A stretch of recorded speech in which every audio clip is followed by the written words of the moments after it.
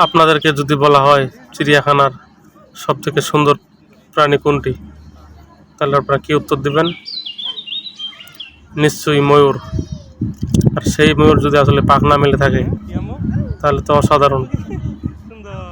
সুন্দরের ভিতরে আসলে অন্যরকম একটু অসাধারণ একটু সুন্দর। আমি অনেক সময় বিভিন্ন চিড়িয়াখানায় গেছি, আমি আসলে ঢাকায় কয়েকবার গেছি, কিন্তু ময়ূরের এরকমভাবে পাখ না মেলা অবস্থায় তেমন একটা দেখা হয় নাই। এটা আসলে দেখা হয়েছে স্বপ্নপুরীতে গেছিলাম এবার ঈদে। এবার দেখি ময়ূরটা পাখা মেলে অনেকক্ষণ, আসলে সেদিন আসলে প্রচণ্ড গরম ছিল, সেই গরমের কারণে কিনা তা জানি না, দেখতে পাইতেছেন সবগুলি পাখনা আসলে মেলে দিছে, কি সুন্দরভাবে নাচতেছে।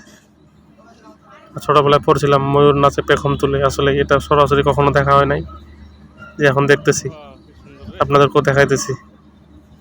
দেখতে পাইতেছেন কি সুন্দরভাবে ময়ূরটা নাচতেছে পেখম মেলে, ডান থেকে ডান, ডান থেকে বাম, এভাবে করে ঘুরে ঘুরে দেখাইতেছে। আবার দেখেন, এটা সম্ভবত হয়তো বা গরমের কারণে হতে পারে, সেটা আমি জানি না।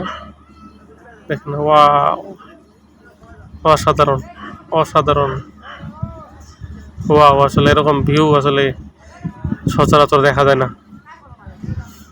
চিড়িয়াখানায় যে টিকিট, আসলে টিকিটের যে মূল্য 30 টাকা, এটা এক ময়ূররা দেখে আসলে আদায় হয়ে গেছে। আপনারা কি বলেন? অসাধারণ। দেখেন ময়ূরটাকে এই অবস্থা দেখে দেখে আসলে অনেক ভালো লাগছে। আমার মেয়ে অনেক খুশি ময়ূরটা দেখে। দেখেন, ওয়াও, অসাধারণ, অসাধারণ, ওয়ান্ডারফুল। আসলে আপনারা কমেন্টে জানাবেন কেমন লাগলো, কমেন্ট করে জানাবেন।